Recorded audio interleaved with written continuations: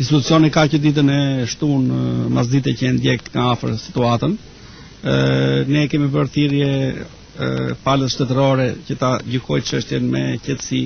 dhe të mos intervenoj me ndihmën e policisë për të prishur ambientet e punës Universitetit Marubi. Dhe për fat keq me gjithë ndërhyrjet dhe rekomandimet e mia deri minutën e fundit ditës para ditës sot me strukturat më të larta të shtetit, kjo gjë ndodhi. Është fatkeqësi që me një tempull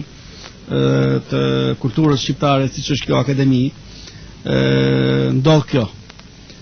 Duhet shtoj se problemi është shkaktuar nga inaktiviteti i strukturave shtetërore këto 4 vjet, sepse ishte qartë që universiteti i tillë nuk mund të bëhesh vetëm për hapësirave për 200 metra katrore. Dhe zoti Çashku ka bërë përpjekjet maksimale gjatë këtyre viteve që t'i vijnë në përdorim ligjërisht, ashtu siç janë vënë ja bizneseve të tjera hapësirat e nevojshme për ushtrimin e aktivitetit të tij. Dhe pikërisht sepse shteti nuk ka vepruar ose nuk ka dashur që t'ia jap këto hapësira zotit Çashku, ndodhi situata që agravoi në këtë që sot flasim për një shkelje të drejtave të lirive themelore,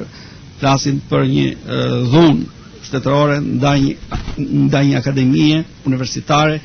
dhunë e cila është ndaluar edhe me ligjin parasimin e lartë, sepse sipas Nenit 3 në ambientet e universiteteve nuk mund të hyhet pa pëlqimin e rektorit të universitetit dhe është dënueshme çdo lloj ndërhyrje. Ne u shqetësuam sidomos ditën e shtunë për keqtrajtimin që është bërë zoti Çashku, dhe zoti Çashku është ikonë e drejtave të lirive themelore të njerëzit në Shqipëri, nga të cilët unë personalisht dhe institucioni që unë drejtoj krenohet edhe për faktin se po i vjen në ndihmë zotit Çashku.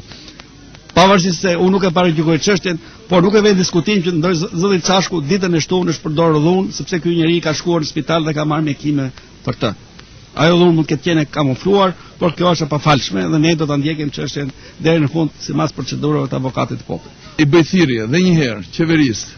të ndalë sa më shpejt, të gjejë zgjidhjet sa më të shpejta, sepse problemi duke u agravuar, duke shkuar në këtë sens të dhunës, nuk ndihmon absolutisht në imazhin e Shqipërisë, nuk ndihmon absolutisht në stabilizimin dhe normalizimin e shoqërisë, nuk stabilizon absolutisht as të akademi, sepse studentët janë në sezon provimesh, dhe në të njëjtën kohë çka do ishte më e tmerrshme do të ishte kur shoh këtu akoma që janë Fadroma edhe Vinça, të cilët përpiqen nga çasti në çast të rivin përsëri dhe t'i ngrënë, dhe këto që kanë mbetur do thotë që është vërtet tragjike. Nga ana tjetër, do të lutesha shumë të hiqen sa më shpejt rrethimi që është bërë akademisë me tela, sepse edhe kjo dëmton imazhin dhe pamjen e vendit tonë. Mos harroni një gjë që bota sot është virtuale. Brenda një sekundi, dhuna e ushtruar ndaj akademisë merr një përmas të tillë që dhe ato që jep zoti Pango në Euronews gjoja si imazh turistik, me një sekondë vetëm i përmbysin dhe ato 300.000 euro, apo nuk e di sa ka deklaruar zoti Pango që janë paguar për të bërë promocionin turistik të Shqipërisë. Unë shpresoj edhe një herë, i drejtohem edhe një herë zotit Berisha, sepse mendoj që mundet në një hapësirë, në një moment qetësie, t'i ndizet një ndërgjegje tjetër që në fund të fundit ai dikur ka qenë profesor dhe e di çdo thotë